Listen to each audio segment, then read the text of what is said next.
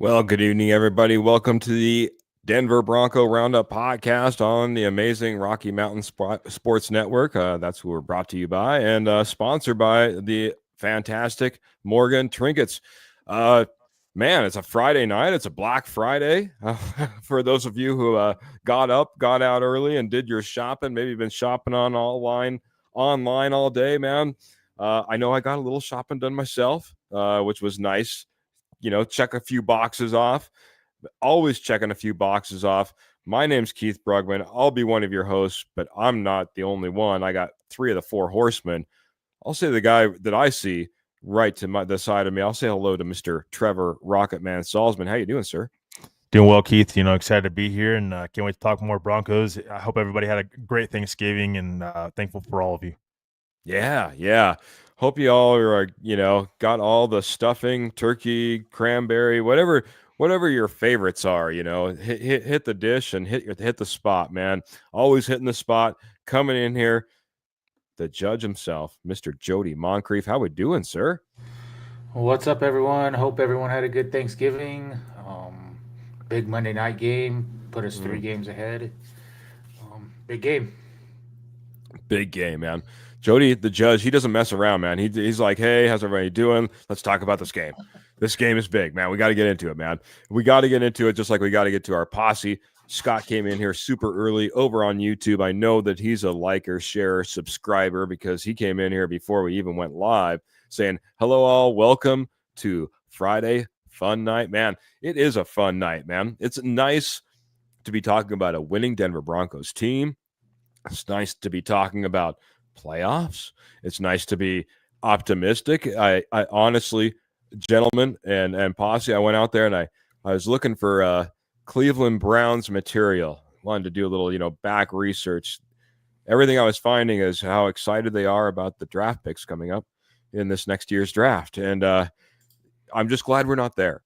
I'm glad we're not there. Now that being said, I think they have a little bit of a spark right now. Clayton's coming in here, though. Our good friend Clayton Heron's coming in and saying, hey, guys. Also saying, of course, smash that like and share, guys. Guys and gals, we appreciate all the likes, shares, and subscribes that you give it to us. We just got done off of a Thanksgiving episode in which, people are like, oh, I'm going to cry the way Keith's talking. Well, no, it really does mean that much to us. We appreciate every single one of you coming in here, helping us out. If nothing else, just giving us your thoughts on your Denver Broncos. Ernie Mays is coming in here saying, go Broncos country only. Bo Nix for 6 this Monday. He's already throwing his Broncos prediction out in this pregame. He's saying Broncos 36, Browns 10. In a nice little walk-away win on a Monday night. How nice would that be? How was the turkey day, guys? I'll go around the horn. Jody, how was your turkey day? Clayton wants to know. It was good. No complaints. Just spent it with family. Yeah, no complaints. It was good. Good. Ate too much. That's always the sign of a decent turkey day, sir. Always a good sign. Trevor, how was yours? It was great. I actually made our turkey this year for my family and I. Just enjoy family watching football. The turkey wasn't dry this year, which is always a great thing and has some flavor to it. So I think I kind of solved the mystery of the dry turkey for a couple of years. So I think I'm giving myself a little bit of that credit for that one. And maybe my family's, turning the tide on, not eating turkey on Thanksgiving. Nice. Got to be turkey on Thanksgiving. I'm there with you, right there with you. And Clayton, thanks for asking, buddy. Had a good Thanksgiving. Had all the kids home, and just got to gather around to have a good meal and celebrate everybody that we're thankful for. So, like I said, thanked all of you guys too. So appreciate y'all so much. Roy's coming in here saying, "Hey there, Horseman and the posse. I went hunting.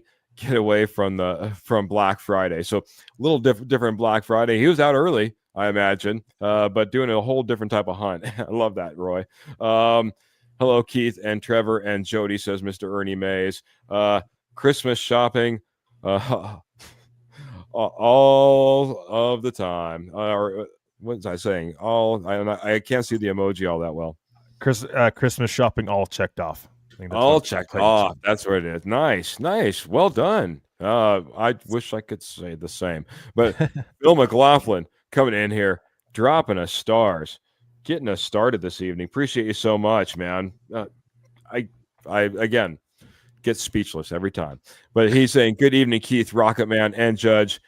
Will Bo get 300 yards this Monday?" Well, hey, we dive in. We wanted to get into this game. Jody was the one that's like, "All right, how are we doing? Let's talk about this game."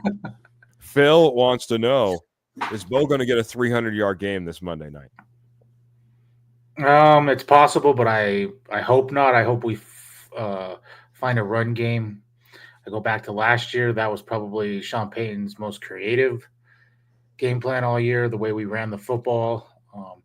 You can run on Cleveland again this year, and I hope that Sean Payton, for better or worse, settles on one running back with scattering in of McLaughlin and rides that guy.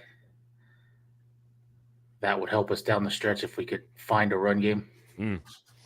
I think I'm going to be on the same page as you are, Judge, but I'm going to switch over to the Rocket Man next. What are you thinking? Are you thinking a 300-yard game out of one Bo Nix, Trevor?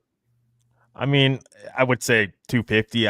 I think that might be where Bo Nix is at. It's no secret that Sean Payton wants Bo Nix and trusts him with the football, wants him to throw the ball around a little bit. Do they want to get the running game going out? Yeah, absolutely. But you have to keep in mind that part of getting that run game going is the screen game, which Bo Nix will throw the ball and it'll count towards Bo Nix's passing yards. So I do think that there's a chance that he reaches 300 in this game, but depends on the weather too. I'm not sure what the weather will be like in Denver on a Monday night. You never know. But I mean, I think that he'll get 250. I don't know quite 300 in this game, but this Browns defense, I'm not overly worried about. It's kind of like the Raiders. They have a really good defensive front, but I think it's a team that you can definitely pass on and run on. I'll say absolutely not. I don't think he'll get there, and I hope he doesn't. Kind of on one side of thing, like Jody, the judge, was saying. I think, and I hope this is the game that we get a run game going again. We need to get that going. It needs to start happening as we start to get into this playoff run that we're on already. Get on board, everybody. But that being said, we got to get this run game going, and this is the team to do it. On the other side of things, doing my research, yards per game for quarterbacks versus the Cleveland Browns are averaging 214 yards per game. This is not the type of defense that you go up against and you think you can throw all over. Now, like you said, I think that we're playing above expectations in a lot of ways, and maybe we can get to that 250 mark like you were saying, Trevor, but I think getting all the way up and above 300, I think it's going to be a really tough battle, and hopefully, like the judge was saying, we don't see it, because I think there's some other things we need to get going, and this might be the team and the game to get that going in. And like you said, I haven't even checked the weather. So if the weather is going to turn on you as well, that's a whole nother factor that might factor into a 300-yard game. John's coming in on Facebook saying hello and how's everybody doing? So make sure you answer John, but we're doing fantastic, John. We're doing fantastic. Michael Ronquillo coming in here dropping stars saying good evening, Keith, Trevor, and Jody, and go Bo Broncos. Big E Broncos coming in asking how everyone's doing. Everyone's like, oh, man. It's been nice. Everything's good. The Broncos are doing good. I've had my Thanksgiving. How's everybody doing tonight, man? I like it. Everyone's just kind of chill, kind of relaxed in here this evening. Michael, since he's already dropped stars and welcomed us in. Geez, that way. Michael's coming in. He wants our thoughts on wide receiver Jerry Judy's comments about playing against the Broncos on Monday Night Football. Trevor, Jody, either one of you hear those comments? You want to answer it first? Trevor's giving me the nod, so I want to go to you. I missed those comments. I'll be honest. I'll give you my reaction maybe right here on the air. Go right ahead. Yeah, I can't exactly say what he said to the media, but okay. he wanted to, bleeps in there. Okay. Yeah, well, it's because there's a cuss word in there, a bad word and we want to keep in there. Yeah, beep, beep, beep, yeah, beep. exactly. He pretty much said he wanted to come in here and beat the Broncos. You know what? A word. So, yeah, I mean, it's whatever. I mean, I think everybody has. There's guys that have respect for Jerry Jeudy. There's a reason he's not here in Denver. He asked to be traded. He's kind of went out there in the media and talked about that too, which is, I mean, it is what it is. Broncos, Bronco fans should be excited for Courtland Sutton, what Courtland Sutton's doing. I mean, we talked about this in the offseason. Was it Jerry Jeudy or Courtland Sutton? We went back and forth all offseason before Jerry Jeudy was, traded. And I think Broncos fans should be excited what Courtland Sutton's going. I mean, that's Bo Nix's safety blanket. He trusts Courtland Sutton, and clearly those two have a connection more than anything. So Jerry Jeudy's comments, I mean, they are what they are. I don't pay too much attention to what players say to the media because at the end of the day, you got to go out there and play a football game.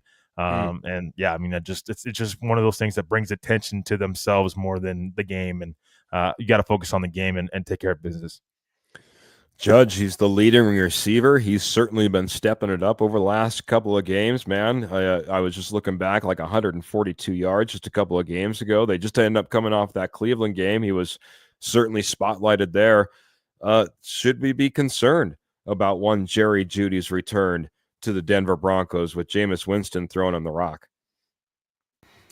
Well, I'm not concerned for one reason, because I think Pat Surtain will be on him. This is the game. If Jerry Jeudy wants to, shut up critics and, prove that he's a number one, then do it on Pat Surtain. Pat Surtain is, I don't remember what the stat I seen, like 147 some yards all year he's given up. And that's covering, number one receivers, DK Metcalf, George Pickens. He pretty much was on Brock Bowers last week, shut him down.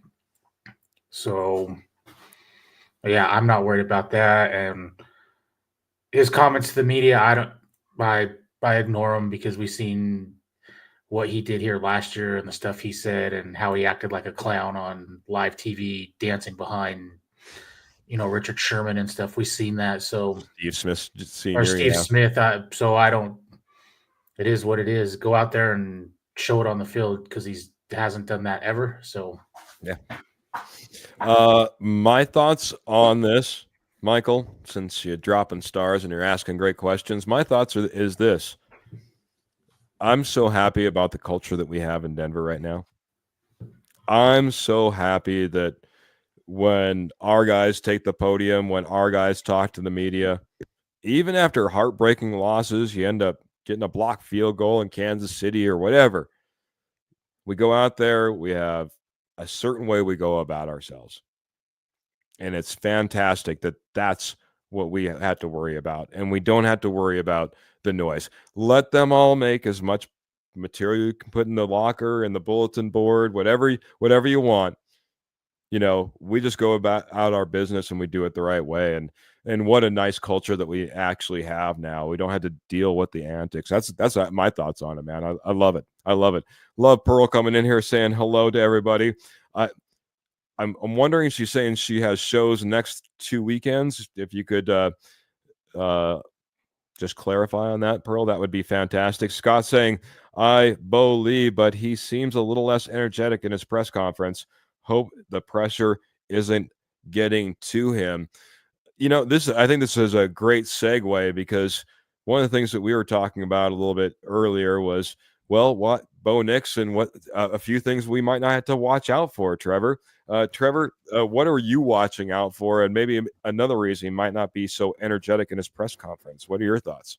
Yeah, he's dealing with a back injury, and he's been limited this week in practice. He's a full go. He was questionable, but he's a full go on Friday in practice, so he'll definitely play. So I think it's just a couple, just dealing with injury, being banged up a little bit, going through a full NFL season. It's something that he's never had to face before. I think Bo Nix, I don't think he's losing confidence at all. I think, regardless of what the injury situations he's going through, I think he's getting more confident, each and every week. And I think Sean Payton as well. I mean, there's a reason Bo Nix is throwing 40 times in the game, and I wouldn't be surprised if he does it again this week. I think Sean Payton trusts Bo Nix with the football, and so no, I just think it's more of an injury situation, and I wouldn't take too much from a press conference. When it comes to a little less energetic, it's just a long NFL season, and these guys get beat up quite a bit, and not everybody's is healthy, and not everybody's 100%. Yeah, I was even listening to some of the pressers, and they were going back talking about Bo Nix and his adaptation to the NFL. He's like, hey, it's not college, man. This guy's doing the NFL grind now. We've seen those college football players come across, and it's rookie year. By the end of the year, it's a long year. It's a long year to go through an NFL season. It's not college football anymore. Jody, any concern Bo Nix as he's kind of moving along and getting through this season, maybe not being as energetic now, kind of showing up on the injury report? What are your thoughts on Bo Nix right now, man? No, I definitely don't think that he's lost any confidence. I mean, last week is, I guess, 100% proof for me. The way the Raiders blitzed last week, you would think that'd be run right into the blitz type of game. And Sean Payton kind of, he didn't want to adjust. He was going to throw the football last week, and he was stubborn with it. And I mean, even that last or second to last, that quick 3 and out. Oh, yeah. I mean, that was probably his worst play calling of the year, and he still trusted Bo to throw the ball. So for me, there's no lack of confidence. I think the confidence is only growing after you're not playing your best football and you still put 29 points up and you left things on the field. You didn't turn the ball over. You still threw 2 touchdowns. So, yep. Well, I'm going to turn over to the other side, man, because another guy that was on that injury report, and I want you to talk about too, Jody. I'll flip it right back to you. One Mr. Riley Moss doesn't look like he's going to have an opportunity to get back onto the field if we look at this injury report. What are your thoughts on one Riley Moss and really where we go as we go up against the Cleveland Browns and some of the weapons that they have if we have to go without one Riley Moss? I don't think it's a serious injury, only because they said that they considered putting him back in the game Sunday. So I think tomorrow will be your tell. Does he practice? Does he not practice? If he practices tomorrow, you might see him. If he doesn't, I'm fine with that. Let him sit, because you got the bye next week. That gives you basically 2 weeks of him resting that knee up. You're going to need him down the stretch. I think Cleveland is going to be without Tillman. He's still in concussion protocol. That's a huge loss for them. And I thought when I know he was a safety, but when Brandon Jones was out, I thought Denver, filled in pretty nice in the secondary. I thought Levi Wallace, you could see the drop off last week, but I thought he played decent. That's what he was brought here for, veteran leadership. So, and I wouldn't be surprised if you see Davari Mathis maybe again, or maybe Chris Abrams Strange dress. He balled out in preseason, so be nice to see what maybe one of those guys can do going forward. There you go. Trevor, your thoughts, man? Riley Moss, he's been that constant across from one PS2. Doesn't look like he's trending in the right direction. There's always that possibility of a turnaround, but it had to be a quick turnaround. Games Monday night. What are your thoughts, man? Riley Moss, who plays if he doesn't? What options do we have, and what do you like about or don't like about those options? Yeah, I don't think he's going to play. He hasn't practiced at all this week. It's such a quick turnaround, and I don't think he should play if he hasn't practiced, most of the week. Sometimes these guys become limited on Thursday or Friday, but it's just such a big ask, asking, him to be suddenly limited with the knee injury. I just think that would be a disaster if they went that direction. So you'd be putting a lot of risk on him. playing in this game. I don't think he'll play. I think Levi Wallace will be tasked with the being the number 2 corner on the other side of Pat Surtain. And like Jody said, maybe Damari Mathis gets, maybe he gets some playing time in there as well. I don't think Abrams drank quite yet, but I think, we'll see. I mean, they have depth. That's why you have depth. It's a long season. You never know when these guys are going to go down. I don't think it's something where they're overly concerned about Rylan Moss, but they're just they're playing it safe by letting him rest and know, so they can have him ahead from weeks ahead and have him going to the playoffs. Not to look too forward, but you're kind of having to plan for this a little bit going forward as well. So I think Levi Wallace will be fine this week. You have Jerry Jeudy, that's their number 1 wide receiver. So you're not facing a for sure number 1 this week. So it's just playing it safe, I think, with Rylan Moss this week. Yeah, I could definitely see it being kind of rotational. I would like to see maybe some opportunities for like an Abrams Drain or a Damari Mathis. The one, especially like when it comes to Abrams Drain, this is, you never want to lose your position to a guy. I'm not saying that that's that's not what I'm alluding to here. But what I am saying is it is nice to see, what you have on your roster before you get to the playoffs, so that you know where you can rely if need be. You know what I mean? A lot of these guys haven't got a whole lot of playing time because, well, quite honestly, you go out there, you see Riley Moss and PS2, they're playing. They're out there playing all the time. They're playing well. There's no reason to take them off the field. So it does give you an opportunity to maybe take a peek and see maybe what you have as far as that depth is concerned. And again, it kind of started off the show this way, guys. What a great opportunity that we're sitting in to be talking about things like that. You know what I mean? I'm thankful for my Denver Broncos team. They're respectable in so many ways, and we're on this playoff run, and now we're to the point where we can start worrying about our depth on the roster, as we're kind of looking very good as far as our playoff contention is concerned. So got to get back into the comments, but one that I absolutely had to get to. Actually, man, I'll hit good old Rodney Garcia first over on YouTube. He said, "Good evening, guys. Go Broncos, and hope you all had a happy Thanksgiving." He says he's excited for WWE War Games tomorrow, and then the Broncos on Monday Night Football. I know you're not the only one, who is a WWE fan in here, so I'm sure you'll get some chatter as far as that's concerned, sir. And then we got to say hello to Karen real quick, saying good evening all. So when is the game this weekend? Flexing confuses me.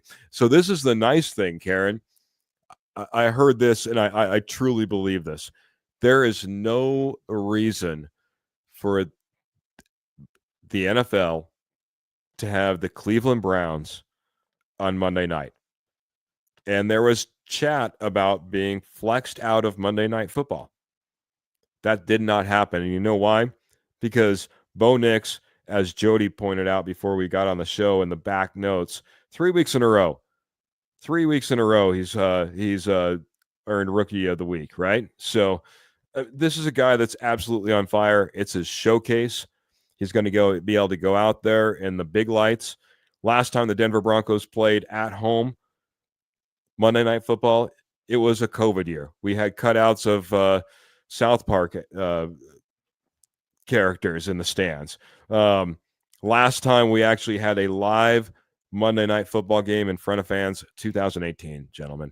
This is a long time coming. We got Bo Nix under the lights. That's what it's going to be all about. So Monday night is when you're going to get that. The one that I want to go back to, I'm going to have to scroll just for just a second, but I'm going to turn it over to one Mr. Judge Jody Moncrief. The question or the comment was, and I'll get to it, was about our running backs. And I know that you have some thoughts and some questions, maybe some answers about our running back room, Jody. Your thoughts, man, as we head into this stretch and we, welcome the Cleveland Browns. What should we be doing with this running game? Because let's face it, it didn't look fantastic last week with our number one running back. I've pretty much made my feelings known.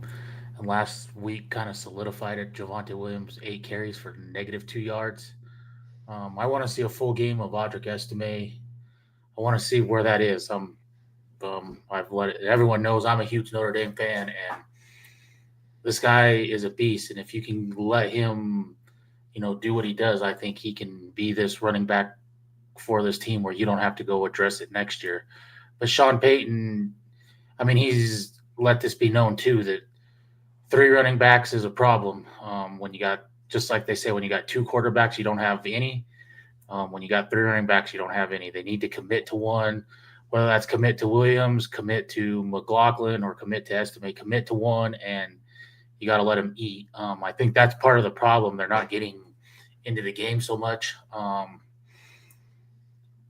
And Javonte, he had a bad game last week. I mean, he dropped a easy screen pass that could have went for big yards. Like I said, the -2. We need to see what Estime can do. Since he's came back off of the IR, he's had no fumbles. That's been put to bed. I never really thought it was a problem. I mean, he had 1 his senior year in college, 1 or 2, I don't remember, but never really was a problem. I think that's been addressed. They said something on the game last week that he's carrying a ball around all the time, and anytime someone goes by him, they're slapping at it, trying to get it out of his hands. So, Tiki Barber is one that comes to mind. He had this massive problem, and he addressed it and fixed it. And, but I am being a little biased because I did see him in college, and I know what he can bring. I do want to see him get a full workload, and before I can just write him off.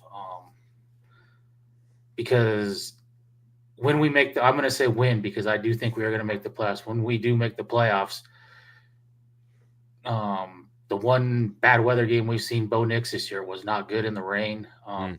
We may get Buffalo, Kansas City, Denver. I mean, these are all cold weather places that Denver could play. Baltimore. You're going to have a run game, and I think that you need to find it now.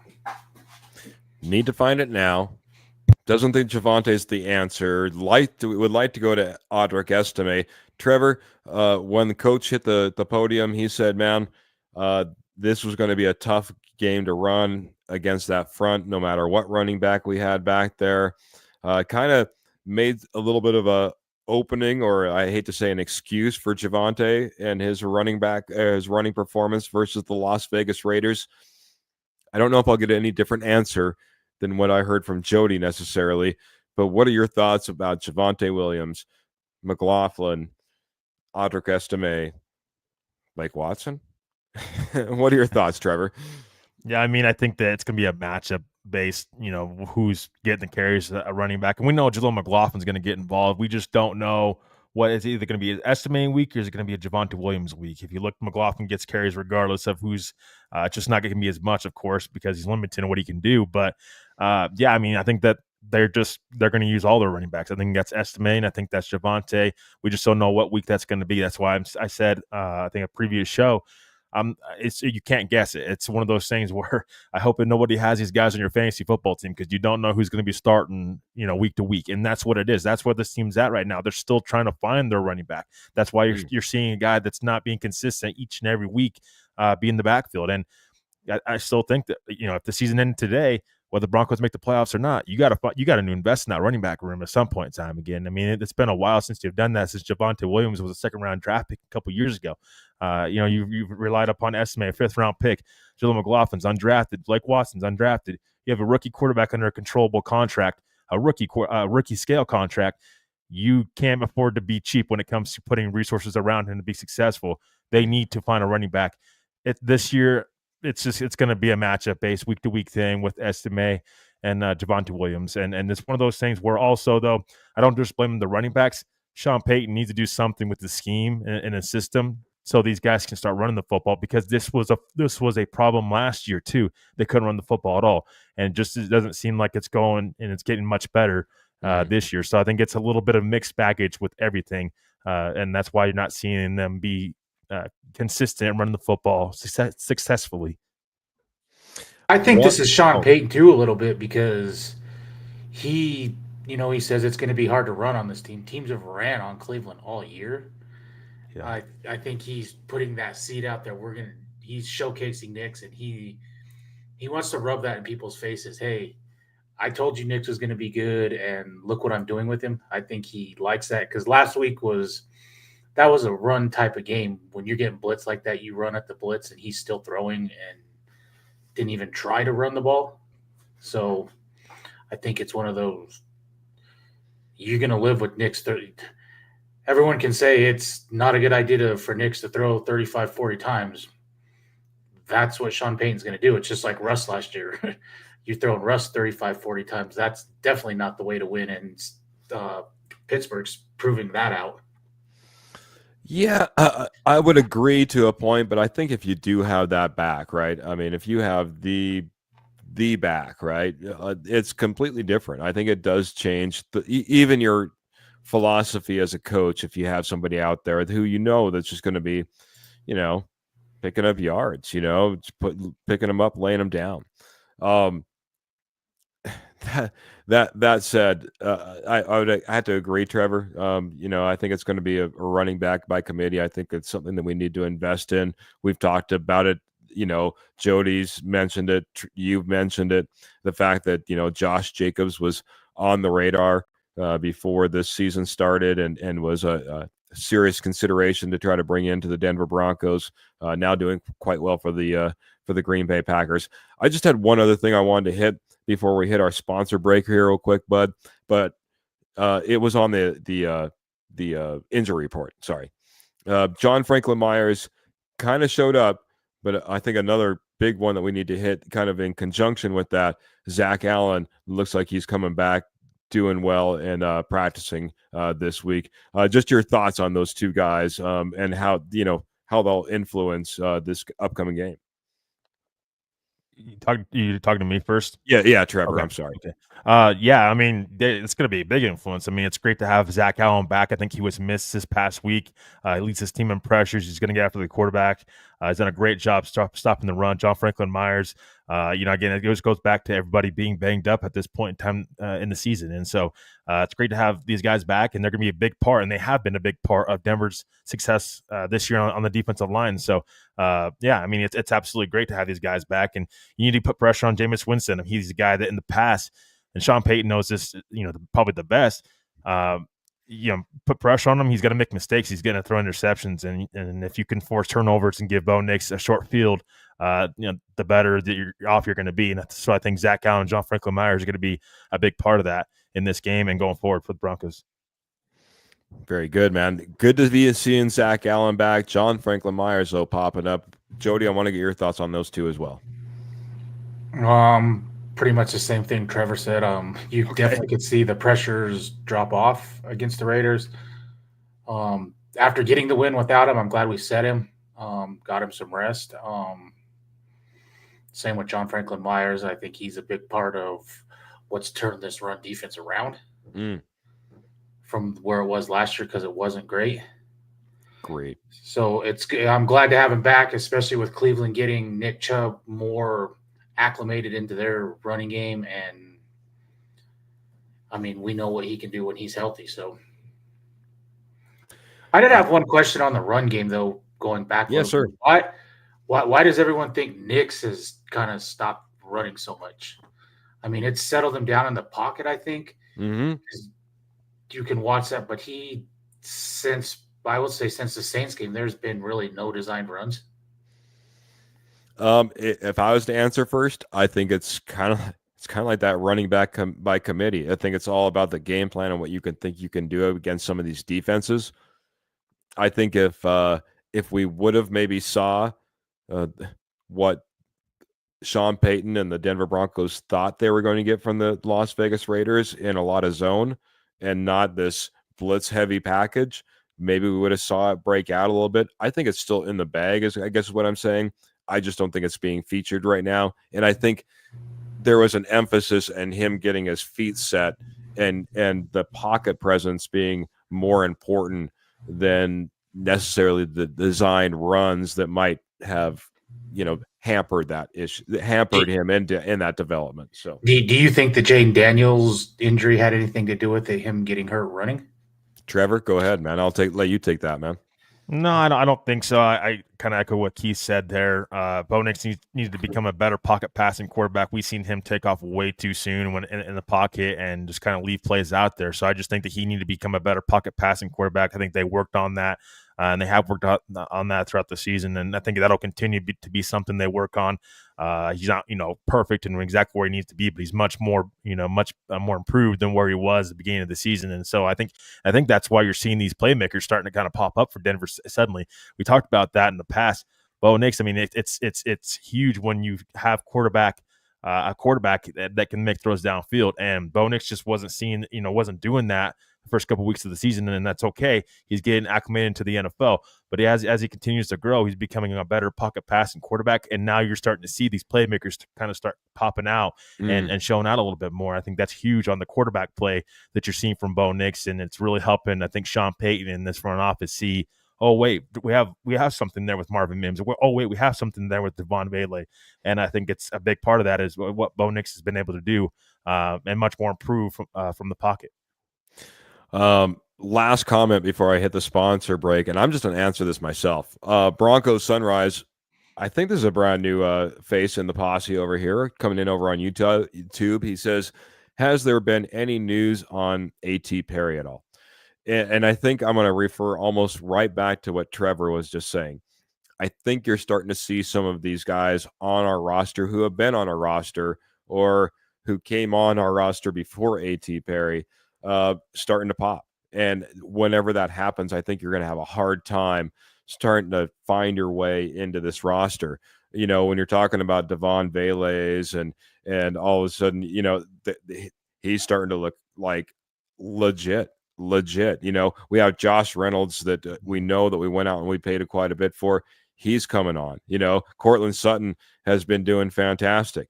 We just keep adding these different layers of guys that are, now all of a sudden we got Marvin Mims out there, whether he's doing running back or wide receiver type of routes, or at least positioning, he's starting to get involved. So I think it'll be tough for a guy like A.T. Perry to rise up and get those opportunities. But, he's there for a reason. The coaches like him, and, you never know what opportunities are going to arise. I don't know if he has any special teams type of ability or what he does there, but he certainly needs to, I think, if he's going to get his best opportunity on this roster. Want to get into the breakdown of this actual game, gentlemen, but first I got to get over to our fantastic sponsor, and that's Morgan Trinkets. Morgan Trinkets, I'm telling you what, if you maybe got snubbed out there on Black Friday, head on over to Morgan Trinkets, man. I'm telling you what, if you like Southwest Jewelry, Southwest Pottery, Estate Gold at wholesale prices, this is your place to go. 34 years experience in the business, once a nationwide company. Now they're just in your backyard, right there in northern Colorado, southern Wyoming. And by the way, 2 shows in the next 2 weekends, says one Miss Pearl. So they're out there, they're kicking butt on the road, even in the winter months. But if you can't catch them at one of these fantastic shows, we'll try to get you a little bit more information where those shows will be held as they come about. But that being said, if you can't get there, just head on over to Etsy, type in Morgan Trinkets Co. That's Morgan Trinkets Co. I'm going to get a little pop-up here in the near future. I realize I should probably do that for everybody who's watching this visually. But Morgan Trinkets Co. will get you right over to our fantastic sponsor, Morgan Trinkets, and you can go ahead and see some of their amazing pieces that they have. Again, Southwest Jewelry, Southwest Pottery, Estate Gold at wholesale prices, and our fantastic friend Pearl is the one behind it all. Check them out today over on Etsy. I guarantee you won't be disappointed. Gentlemen, I want to get into this breakdown, man. I'm just going to make it really simple. We got like 20 minutes left in the show. We want to get some score predictions in before the very end. So I'm going to make it simple like this. Offensively, we'll start on the offensive side of the ball. Trevor, what are you expecting? What are you expecting the game plan to be? What are you expecting to see from this Denver Broncos offense on this fantastic Monday night? What are you expecting, sir? Yeah, I mean, I expect Bo Nix to be, to throw the ball around a little bit. I think that, listening, he's at home. I'm not saying that they're going to abandon the run. I'm just saying I think that part of their passing game is their running game, and that's the screen game. I think you're going to have to deal with Myles Garrett defensively, and he's going to be. It's like one of those things where a week ago you were dealing with Max Crosby, and that's just what kind of what Myles Garrett is. So he's going to be a problem. But this is a defense where I think that I don't see why Bo Nix and this offense can't continue to move the ball up on 21st in yards and 22nd in points given up this year. So this team should be able to move the football and not have too much of a struggle doing so. So I expect Bo Nix to just take care of the football. Don't need to get too cute with it. Move the ball down the field and score. You did it the past couple of weeks. You've seen this offense take strides in the right direction, and so I think it'll be like to see the run game get going a little bit, but not so sure if the run game is going to get quite to where we all expect it to this year. I think, again, Sean Payton, there's something to be said about Sean Payton trusting Bo Nix to throw the ball around and still be able to protect the ball and not turn the football over. So got away with a couple turnovers against the Raiders, possible turnovers, which could have been interceptions. But I think the Bo, his progress is continuing to get better. And I think that this is a defense where you're not overly concerned about him turning the football over again, because I think they're towards the bottom of the league and takeaways this year. So not a defense that you have to really worry about in that category.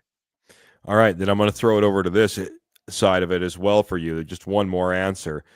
If we're kind of chucking it around a little bit, like you're saying, who's the receiver that you're watching? Who's the guy that's going to break out? Is there going to be another Cortland type of day? Is it going to be a Vele type of day? Tight ends getting involved? What are your thoughts? Who's the guy to watch as we go out there on Monday night? I'm going to say Cortland Sutton. I think he's been the most consistent wide receiver in this wide receiver room all year. I don't see why he couldn't have another great game. And him and Bo Nix have that special connection, and that's why I wanted Cortland Sutton here all year this year. And I wanted the Broncos to figure out a way to bring him back. He just that veteran wide receiver that Bo Nix trusts, and I just think it says something about Cortland Sutton. Last year he was the leading receiver last year when Russell Wilson was here. Now he's the leading wide receiver here with Bo Nix. So. It's hard not to go with Cortland Sutton in this situation. I think Devon Vele, there's something there as well. Wouldn't be surprised to see him. Also, Sean Payton's getting Marvin Mims more involved, which it's funny. The other day I seen a presser when he was at his presser. He said he's like, I kind of kicked myself for not not using Marvin Mims more earlier. And we said that on this very show about a year ago. So, and we've continued to say that. And so it's funny how things kind of turn around. But I think Cortland Sutton's a safe bet in this wide receiver room, and I think that connection with him and Bo Nix will continue on in this football game. All right, man. According to Trevor, it's going to be kind of a more of a passing type of oriented type of game. Expect to see the pass attempts like we've been seeing from Bo Nix stay in those upper numbers in the league, and see maybe a Cortland Sutton another type of game. I like that. I will say, I almost felt like Trevor, you're handing me my fork to eat my crow a little bit, because I'll be the first one. I need to admit, I was the one saying, I don't know if Cortland Sutton is really that necessary, man. He's, I think he's a piece we can move on from, and oh my goodness. I know that both you and Jody both were like, no, I think we need Sutton back in the room. And so I guess I need to eat a little crow on that one. Jody, same opinion, different opinion. How do you think this offensively, this game goes down for the Denver Broncos? I'm kind of under the same opinion. What I would like is to see us find a run game and, get creative with it like we did against Cleveland last year. But Sean Payton is really stubborn, and he likes to throw the football. And he's got a quarterback now that he knows can throw over the middle and some different things. So, he'll tell you that these little short screens and different things, that's the run game. So I expect Bo Nix to throw the ball.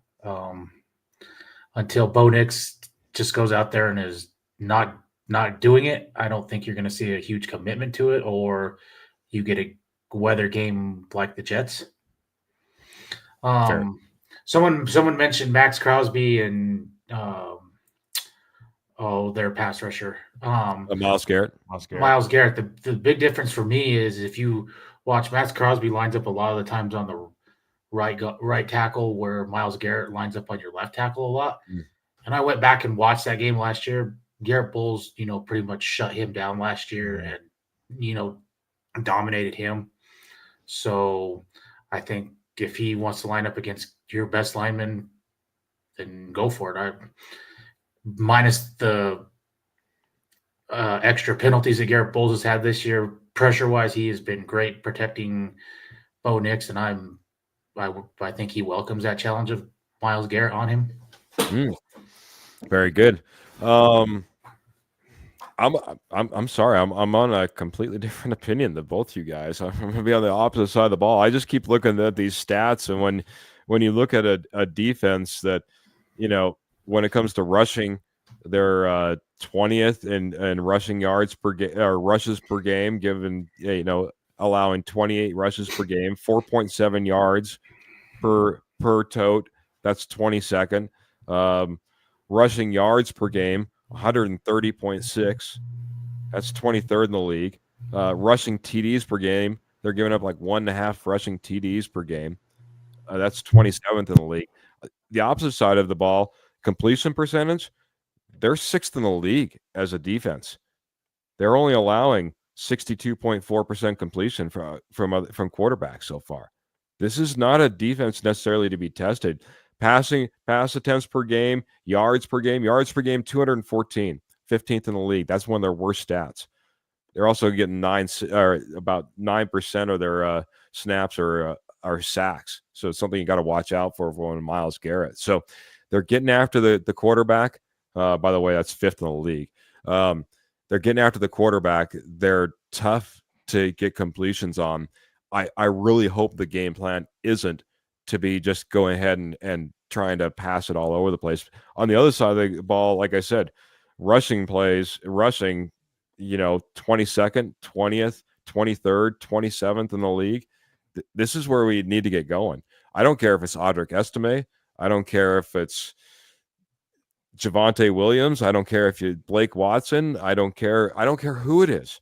This is the game that I hope there's a commitment to the run, because I think if you go out there and you just try to make it a passing game, you might be playing right into the hands of the Cleveland Browns and be walking away a little more disappointed, if nothing else, in a game that you thought was going to go, bonkers and be all about the Broncos, especially with a Cleveland Browns team that has absolutely no hope for the playoffs and is looking more towards the NFL draft at this point. So, our good friend Dan also is coming in here. He says the real question, when will Bo Nix and Troy Franklin hit on a long ball?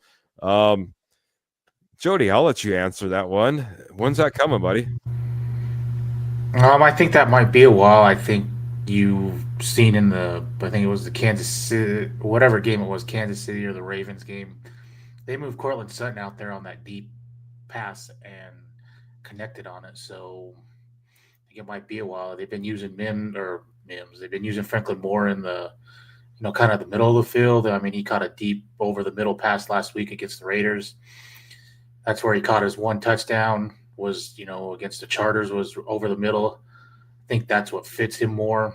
And they like Sutton out there more just because of his big body, and he can go up and, he catches those type of balls. So it may be a while for a deep shot like that for him, which I'm fine with because I like how they are using him in the middle. Fair enough, man. I like the answer. I also like this. Pearl did come in and let us know where she's going to be this upcoming few weekends. This weekend, Greeley, Island Grove Park. Next weekend, Longmont Gem and Mineral Show, Longmont, Colorado. So make sure you're hitting out there. Greeley, Island Grove Park this weekend, and then next week, of course, the Longmont Gem and Mineral Show right there in Longmont, Colorado, and maybe Longmont County. I'm not sure. It could be either one. Probably both. Let's flip it over to the other side, guys. We got about 10 minutes left in the show. We got to get over to the defense, and a lot of people are in here talking about the defense as well. By the way, I just want to give a little bit of love. Kenny Kirkpatrick, fantastic K&K Sports Show. He's been in here as well. Fantastic supporter of the show. Sometimes he's a host. He's the stepfather, and he's just thinking the Browns are going to do everything possible to take away Sutton. He's going to watch out for the fullback and the tight ends in this one. So maybe a little bit different target. Like I was kind of leading Trevor into thinking he was going to be a more of a passing type of game. Maybe Kenny's thinking the same thing, but just a little bit different target distribution. But Trevor, I want to get over to the defensive side of things. How you think this defense is going to match up against this Cleveland Browns offense is kind of playing a little bit inspired since, well, one quarterback went out and another quarterback kind of came in, and he's kind of a leader of some sorts, kind of a crazy leader at times. But one Jameis Winston has those guys playing pretty dang well, played pretty well in the snow globe versus the Steelers, that is. Yeah, I mean, obviously, Winston's been a better quarterback than Deshaun Watson, and has kind of put a little bit of life back in that offense as far as from a quarterback perspective. But I mean, again, it's Jameis Winston. I've watched him against the Steelers, and and I've watched him plenty of times this year where he's going to throw the football around. He's not scared to throw the football around, and he wants to do that. And then that plays right into what the Broncos do defensively, getting after the quarterback, putting pressure on the quarterback. And, I think that's why you're going to see a couple turnovers from this defense this week. I think that, Winston's, in the past is a guy that's, been prone to throw interceptions and turn the football over. I think that's part of the reason he's not a, no team's franchise quarterback per se. So, I think that, this is an offense that you have Nick Chubb coming off that big injury, but just really hasn't gotten going yet. I know, we know what Nick Chubb is capable of course, but I'm confident in what Denver can do as far as stopping the run. You have Malcolm Roach has done a great job with that. DJ Jones has done such a great job with that. I think you're going to be able to stop the run, and I think it's key. If you stop the run, you stop Nick Chubb, and you don't let him take over this game. Let Jameis Winston throw the ball around. It's only a matter of time before he turns the football over, and it helps your defense and helps your offense, get back on the field. Again, shorter field for Bo Nix is even better in this game. So I like Denver's matchup in this one. It's not a Browns offense that, that's overly scary. Jerry Jeudy is your number one wide receiver. Is their number one wide receiver. For me, though, Njoku, that's the one I would watch out for. I think that's going to be a tough matchup for Denver. Typically, tight ends, again, Denver's kind of a mixed baggage against tight ends this year. We've seen Brock Bowers go off against Denver this year. I've seen Kelsey, have a solid game against Denver this year. I know those are the two top tight ends in the league. I'm not trying to compare Njoku to those guys, but Njoku, and everybody wanted him in Denver at the trade deadline. He's a serious threat, and I think that, PSU is going to cover Jerry Jeudy. If that's the case, well, then you're going to see Njoku probably, be open, or you're going to see Winston look to Njoku. And I think this could be a big David Njoku game if the Browns are going to have any success on offense. I think it's Njoku is a guy they're going to pinpoint and going to want to get the ball to. Also, just point out that Jordan Atkins was looking pretty dang good last week as well. They kind of got a couple of great tight ends over there that could be a threat there. But Jody, I want your thoughts, man. How this defense is going to match up against this Cleveland Browns offense, what you're expecting to see from this Denver Broncos defense. They've been dominant almost all year, almost every single game. It doesn't look like this should be a game that we slip up, but what are your thoughts on what matchups are you looking most forward to? For me, it's Sean Payton, how he schemes stuff. We played the NFC South this year, and he knew the NFC South well, and that is kind of why we dominated all four teams this year from the NFC South. He knows Jameis Winston. There's a reason when Denver needed a backup quarterback and he was out there having coached Jameis Winston, he didn't go get Jameis Winston. He knows what Jameis Winston does well and what he doesn't do well, and he's been a part of the interceptions and stuff with Jameis Winston. And I mean, just watching how Sean Payton did against the NFC South this year, as playing them so many times, I think that gives him an advantage, especially coaching Jameis Winston. He knows what he does well, what he doesn't do well with, and I seen a stat the other day. You get good Jameis Winston one week, you get bad Jameis Winston the next. And it's happened every start this year. We seen good Jameis last week against the Steelers, so if that stat continues, you're going to get bad Jameis Winston this week. Very good. I was trying to, and if you guys can see it, I don't know. I was trying to track back. Phil dropped some stars. Phil, if you dropped it and you had a particular thought, question, idea, please come in here and alert me on what that is, buddy. I was trying to scroll off to the side, and I end up resetting, and that made it so I don't see anybody's stars right now, unless someone does brand new stars. Don't want to snub you in any particular way. But that being said, we're getting close to the end of the show, and that means it's time to get some predictions in. So I want everybody in the posse come in here, drop your ideas, drop your thoughts on how you think this game is going to go defensively. For me, like I said, this offense is one that's one of the highest passing offenses in the league. They drop back to pass more than anybody. It's one of the reasons that you see Nick Chubb with like 50 yards, but he's getting like 4.9 yards per carry. This team does not commit to the run. This is going to be a very pass-oriented game from Jameis Winston, the Cleveland Browns, the tight ends, Jerry Jeudy. Everyone's going to be getting involved in the passing game. That being said, I'm very much in line with what Trevor got done saying as well.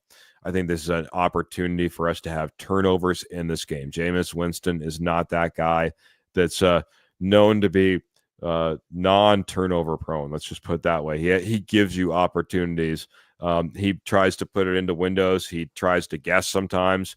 And I think with the pressure that we can put up front, like Jody was talking about, that we can absolutely disrupt what Jameis Winston's going to want to do. I almost hate to say this. I'm not scared about the running game because I just don't think they'll commit to it. You know what I mean? That's the only thing that's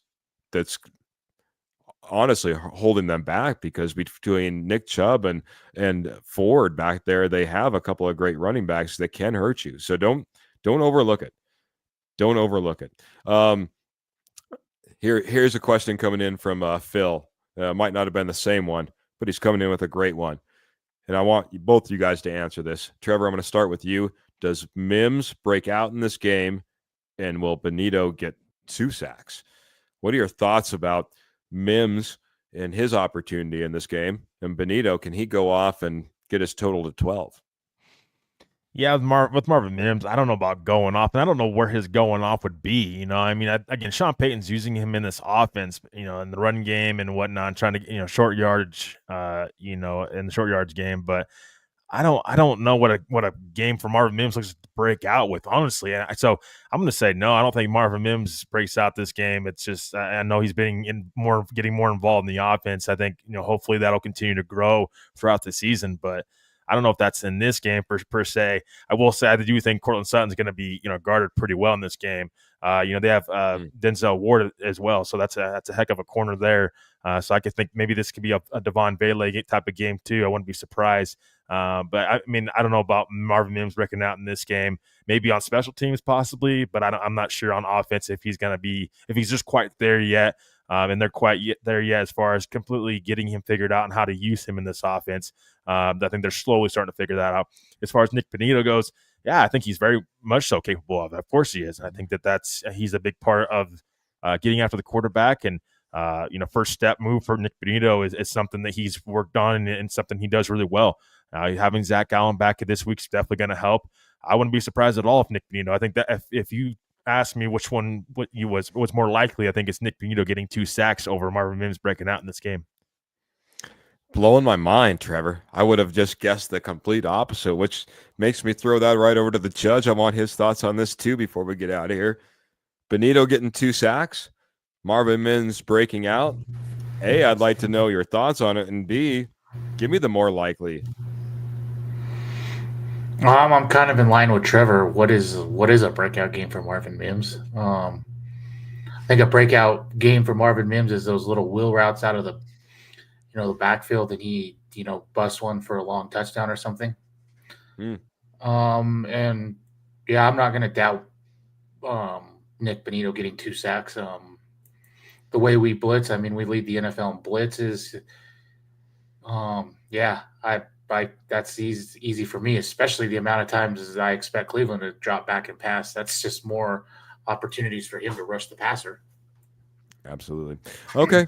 Maybe I'll stand corrected, but I was kind of hoping to be on the other side of things. Marvin Mims, it's tough to get 2 sacks, and I know there'll be opportunities in this game, but I mean, to this point, we're how many weeks into the season, and he's at 10.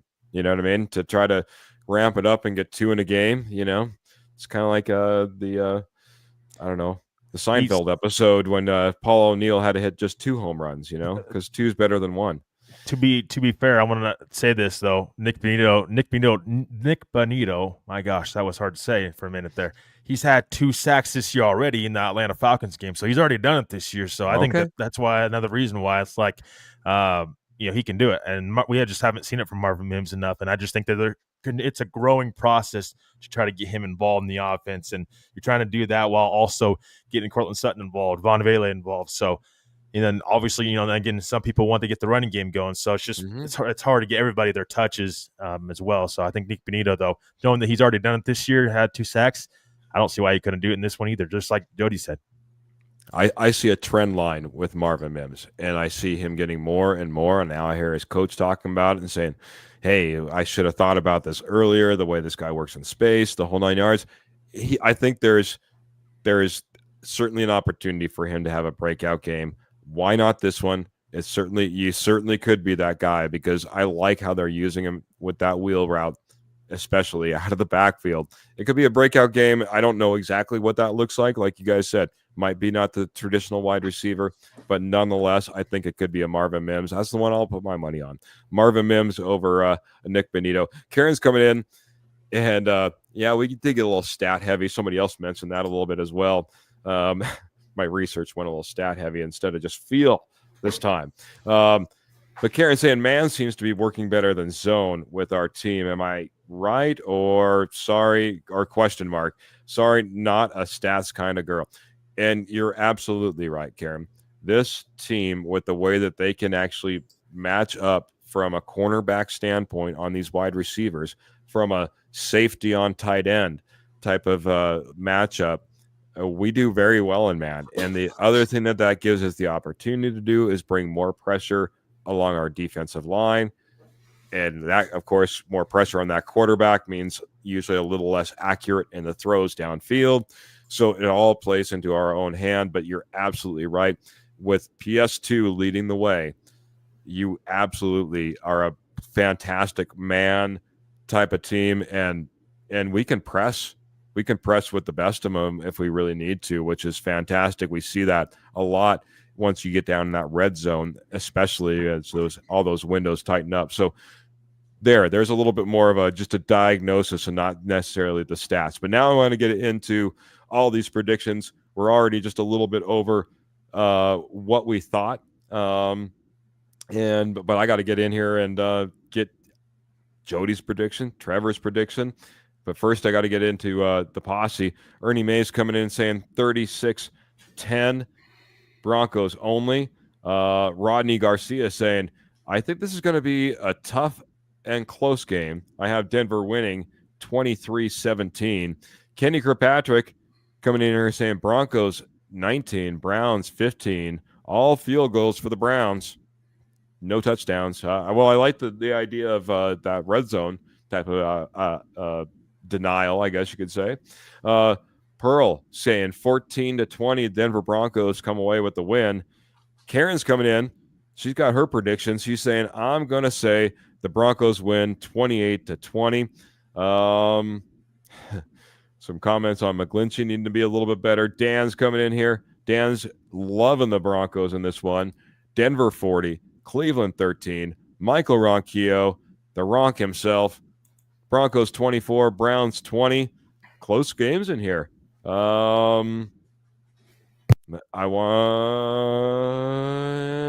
Phil McLaughlin. Got to get to that one. 31-10. Denver Broncos get the win, according to him. Scott's coming in. 31-23. Denver Broncos get the win. Roy, Broncos win 24-17. I think we're covering everybody. Pearl's in every score combination out there, as long as it's the Broncos win, it seems. Broncos win 20-14, says Pearl. And before I get out of here, I'm going to absolutely scroll back and make sure that I get a little bit more information. Oh, I already did. I already did on Pearl and where she'll be located. I forgot about that. Big E Bronco, last one I think that we'll have in here before I go to you two, gentlemen. Broncos 23, Cleveland Browns 10. Denver picks Jameis Winston 3 times. Yeah, that's the type of game that maybe me and Trevor were kind of thinking about as well.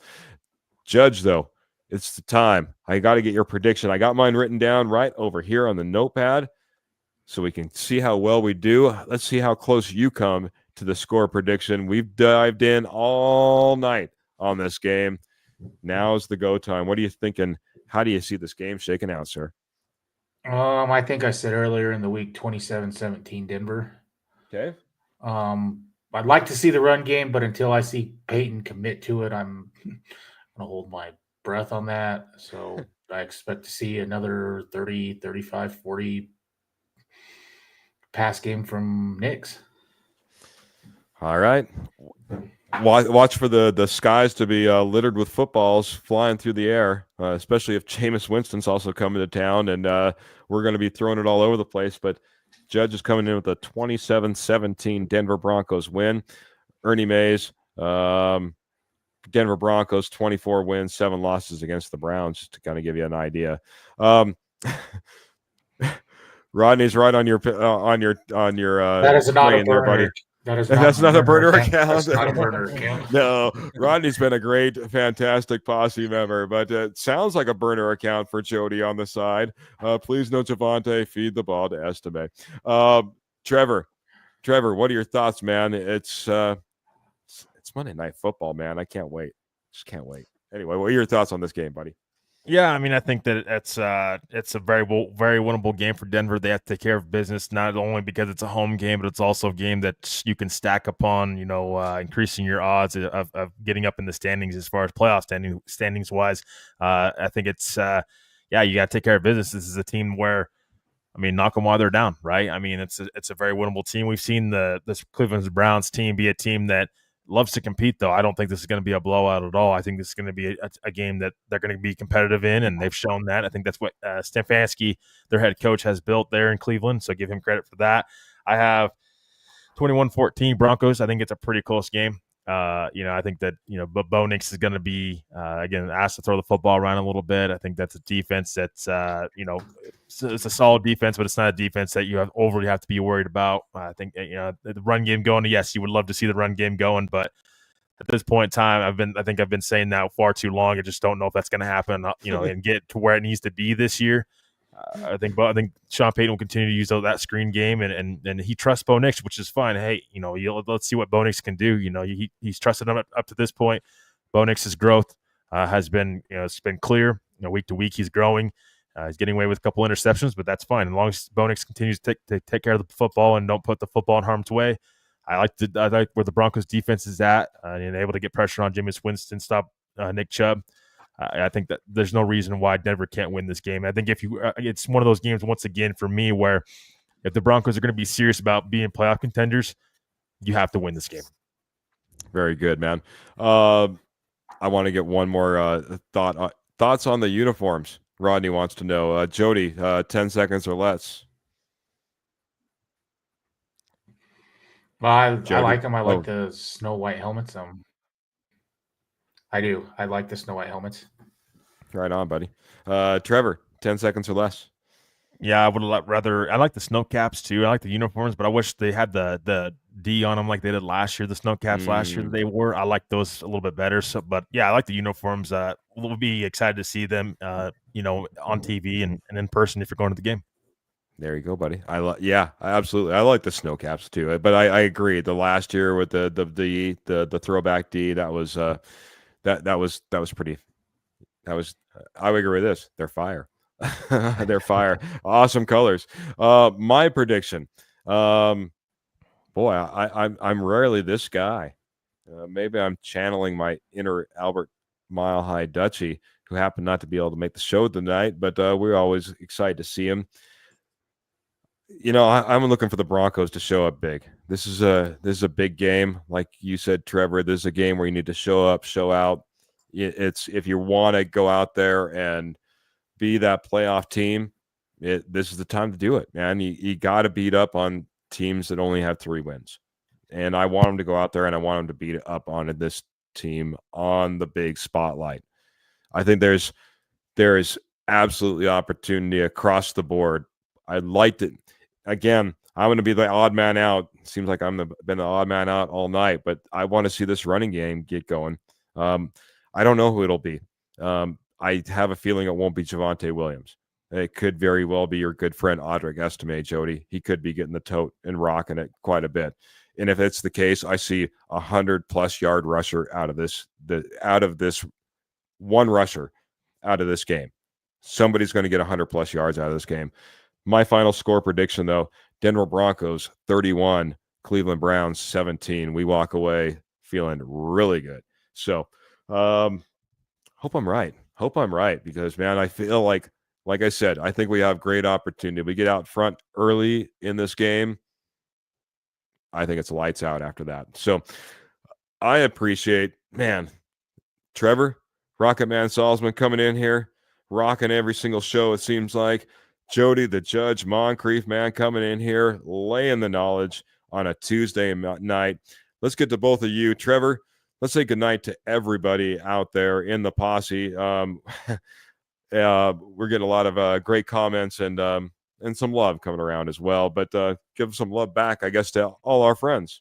Yeah, I just want to thank everybody for just being amazing, being the posse tonight, and just showing up and showing out every single episode that we have.